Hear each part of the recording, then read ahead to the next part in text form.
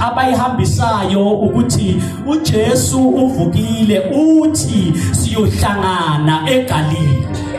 Hallelujah. Ngifuna ukuthini bazalwane? Ngifuna ukuthi kunendawo. Isihloko nje samsa namhlanje sizosho njalo sithi kunendawo. Hallelujah. Then the message kaJesu ithi kuyohlanganwa eGalile. Then laba ngabatshela abafundi bathi hayi uthi uJesu akuyohlanganwa eGalile. Then kusho ukuthi there was a promise uJesu owayeyinikeze abafundi before bazohamba. Then angiyazi ukuthi yiyiphi leyo promise, kodwa abafundi azange babambelele mabathi uJesu akuyiwe eGalile. Ngempela benza njalo, mabaya eGalile bayokwenza njani? Bayofuna uJesu ngoba uthe uJesu the meet up spot or the meet up place kuseGalile. After his resurrection indawo yokuhlangana kwaba ukuthi kuseGalile, kukhona indawo shuthi uJesu nakababizele eGalile kukhona into bekafuna ukuyenza eGalile. Kodwa uJesu makabeka umuntu to a certain position kukhona into asuka afuna ukuyenza. Hallelujah. Then bafika eGalile uJesu wangayikhuluma indaba yesithembiso, kodwa uJesu wakhuluma indaba yokubethelwa nokufa nokuvuka kwakhe. Hallelujah. Then iGalile bazalwane uJesu makazobethelwa abafundi basaphalana. Hallelujah. Then uJesu makathi tshelana abafowethu, tshelana abafundi siyohlangana eGalile. Jesus was reuniting ibandla lakhe. Jesus was reuniting abafundi bakhe because makazobethelwa basaphalana. Hallelujah. Okusho ukuthi eGalile kwakuyindawo uJesu la kayoqala khona iministry elungisisiwe. Hallelujah. There is a place. Then makayikala iministry yakhe uJesu wabahlanganisa abafundi wabenza ukuthi babe ngabandobi babantu. Hallelujah. Then uJesu wasiyashintsha. Hallelujah. Wathi mabasuke eGalile wathi asambeni siye eJerusalema. eJerusalema it's a certain different position la uJesu wayezoperforma khona ohlukile because Jesus is working through positions. Angiyazi position ambeke uJesu manje kodwa mindset ukuthi uJesu is busy with something because uJesu usebenza ngama positions. Hallelujah. So mafikwa makiwe eJerusalema. IJerusalema kwindawo yePhasika. Hallelujah. Bekwindawo yePhasika kusukiwe endaweni yokwenziwa abafundi and kuyiwe endaweni yani yePhasika bekuzoba nePhasika ngaleso sikhathi. Hallelujah. And uJesu afika nasendaweni yePhasika wakhuluma ngokubethelwa nokufa nokuvuka kwakhe. Akukho kunye bazalwane masiza kuPassover uJesu akhuluma ngakho. Ngifuna ube ne-understanding ukuthi Passover sihlangene nje ngokufa nangokuvuka kukaJesu. Akukho kunye esingakutshela abantu ngaphandle kokubethelwa nokufa nokuvuka kukaJesu. Hallelujah. There is a place, there is a spot, there is a position uJesu akubeka kuyo makafuna to perform a certain thing unto your life. Hallelujah. Muvumele uJesu akubeke to the certain position ngoba usuke wazi ukuthi he is busy with something.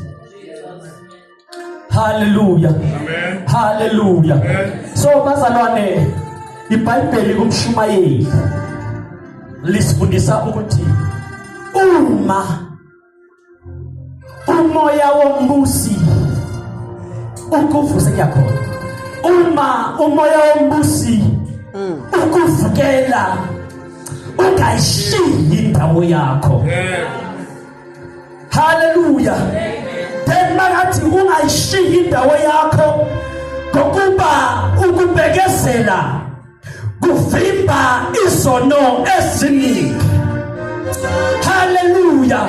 Then the Bible isifundisa ukuthi kuzoba nomoya wombusi osofika kumuntu akuposition. But the encouragement ithi noma ngabe umoya wombusi ufika kodwa ungayishiyi indawo yakho ngoba ukubekezela kuvimba izono eziningi. Hallelujah. Then kusho ukuthi Bible isifundisa ukuthi ukugivapha komuntu kuletha izono. Hallelujah. Uma umoya wombusi ukuvukela ungayishiyi indawo. Hallelujah. Then umoya wombusi uvukela abantu abasendaweni. Esusukile ekhaya wesebandleni usendaweni. Umoya wombusi uzovuka.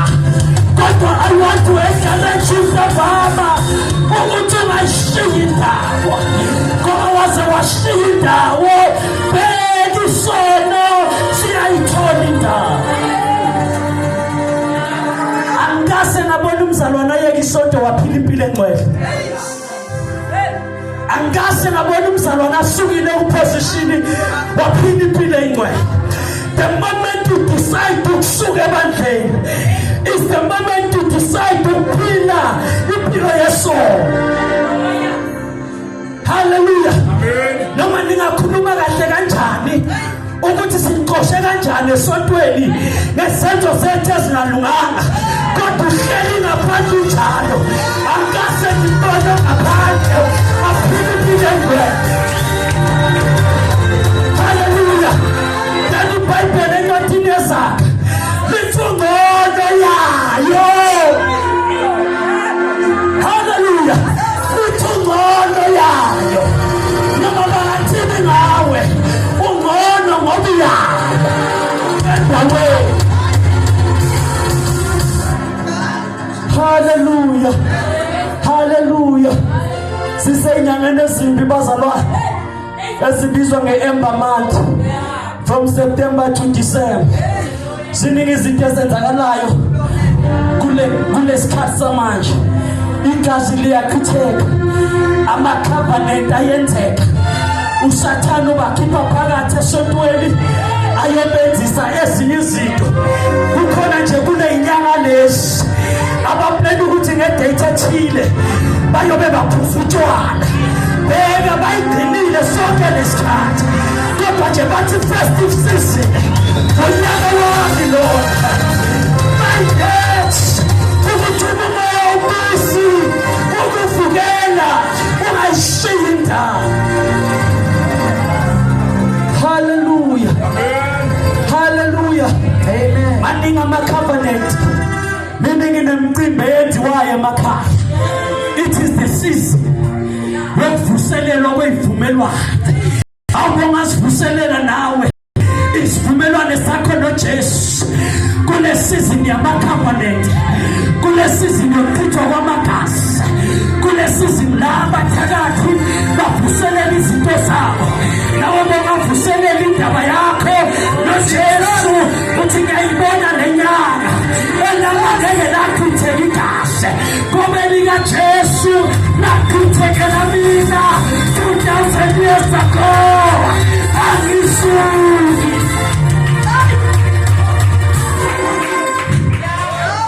Hallelujah. Hallelujah. Hallelujah. Ayidedina. Noma ngabe umoya wombusi uvukela kodwa ungayidedina. Ngoba udedinda ku-invite udedinda ku-invite izo kodwa lithi ababekezela abangayidedinda kuvimba inqwaba yezo kuvimba limitations, kuvimba inqwaba yezinto. Hallelujah. We need to ukuthi sibe ngabazalwane abangayidedi na. Hayi noma kwehle, noma kwenyukela ngizohamba na. Sifuna abazalwane bohlobo lukanja ukuthi angibuyele mumva. Hallelujah. Sithola incwadi lapha ku 2 King, I think chapter 28 if I'm not mistaken, indaba kaJowabu. And uJowabu lithi iBhayibheli kwakumele kuphathe inkosi uSolomon kuleya ndawo. So uJowabu wezwa ukuthi uSolomon osenguye ozorula leyo ndawo. Mangabe ezwa uJowabu ukuthi uSolomon senguye ozorula leyo ndawo, then lithi iBhayibheli uJowabu he ran to the tent. Hallelujah. Lithi wabaleka wayethendeni. Why abaleka uJowabu ayethendeni? It is because uJowabu beka isontsha lika Davide. Maka isontsha nje lika Davide waye ruthless futhi uJowabu wayebulala abantu ezisontsha afuna ukuthembeka kunkosi yakhe. Manje uyazi ukuthi uSolomon uzofuna ukuthi abe accountable for izinto azenzayo. Then uJowabu he make up his mind. Wathi ngiyazi ukuthi uSolomon ufuna ukumbulala, kodwa angafeli nanoma ngabe yikuphi. Akubaleke ngiyongena ethendeni. Lithi iBhayibheli wabaleka uJowabu wafike wangena ethendeni. Akadinanga ngokungena ethendeni kaNkulunkulu, kodwa lithi wasondela to the altar. Akasondela to the altar wabamba impondo zikathane. Kusho ukuthi wangena esontweni, wasuka esontweni waya ku-presence kaNkulunkulu. Hallelujah. Akadinanga ngokuya ethendeni kaNkulunkulu, but one man afike ethendeni kaNkulunkulu wathi ngisethembeni, kodwa there is an altar of God. Let me go to the presence of God. Then lithi waba impondo ze-altar. That was representing ukuthi mercy rewrote my life. Mercy help me against my temptation. Mercy restore me. Sususono kimi. Mercy I claim. Susukuzikenya moya kaNkulunkulu kisekuwe susumona kimi. Hallelujah. Akadinanga ngokungena esontweni, but what makangena esontweni, you went to the altar where the presence is. Hallelujah. You went far. Wahlala nabo nobukhona kaNkulunkulu. Wathi ngiyababona abadlalayo, kodwa Nkosi impilo yami emile, awungena impilo yami. Ngiyababona benza amahone nofa, kodwa Nkosi ngizohlala ku-altar lakho until uvame umusa.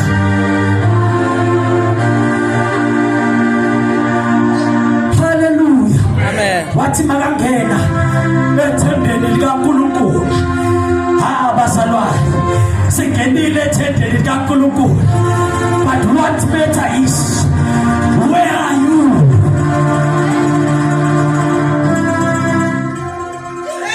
Indawo zihlukile. Where are you? Ngoba indawo zihlukile. Bathena wasuka wahlala kuphi? Then the Bible isifundisa ukuthi uSolomon wathuma his message.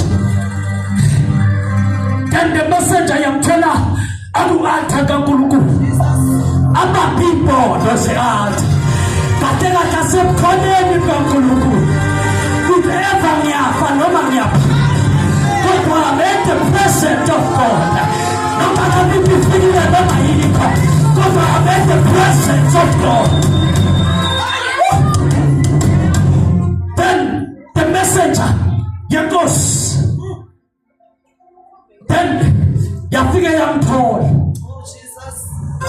Then mayimthola shayamaya. Then lithi iBhayibheli yafuna ukumkhipha ngaphandle. Ngoba sikusiza lapho ezima khona. Esifuna ukukhipha ngaphandle. Just go ngaphandle. Hallelujah. Akaze sempisiba. Ondluwa so much. Esifuna ukukhipha ngaphandle. Because the situation again is in that power when you are in the presence before this more this is purpose this is the biggest message keep on apart. The message that came to Job that come outside. Tell me Job what answer soon. Hey. If I die, I will die here. Whatever that is going to happen, it will fight me here. Go and tell your king, I am going nowhere. I will rather die here. Poverty, I am going nowhere. I will rather die here. Sickness, I am going nowhere. I will rather die here. I am going nowhere. I will rather die here. Then go and tell your king that I'm Sukila. Hallelujah. Then the Bible says that and the king was not happy that he didn't come outside. Hallelujah. Amen. Then he goes to that happened. Hallelujah. But it was a loss for the king. Because the Bible teaches us that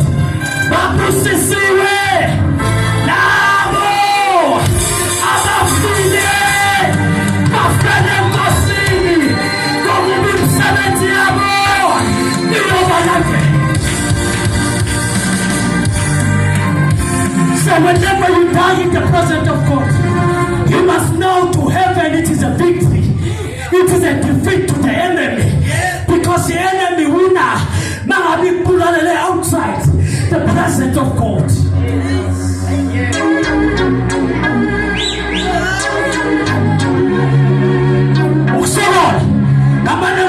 In the presence of God. Because I know which is my God is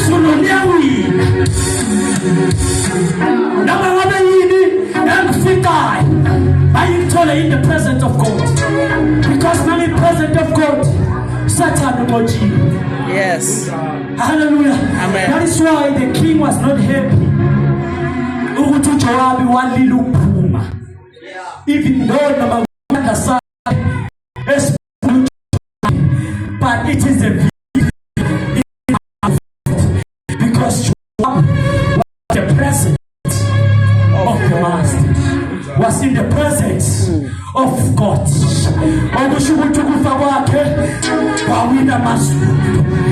Hallelujah.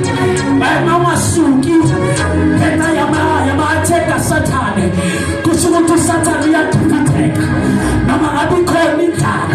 As long as Satan don't have Mama Abu Kulabu Sisin, now Kulukula silent corner. God of Allah is down down. Satan, we are defeated. Because the purpose of the enemy in the presence of God.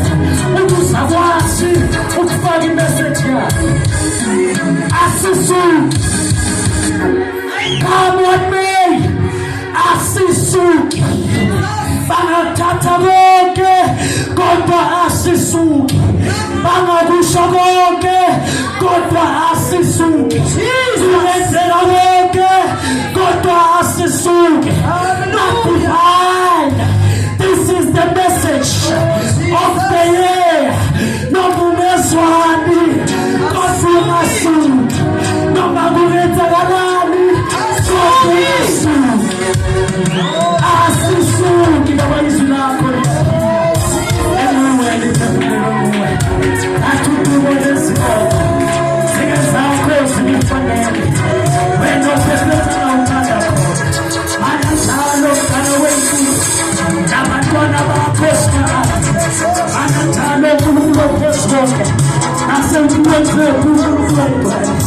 I see it now. The devil is alive. I see Sunni. The devil is alive. I see Kivapi. The devil is alive. I see Penamanta. The devil is alive. See Apogotena. The devil is alive. See Apusha. The devil is alive. Tell you what I think.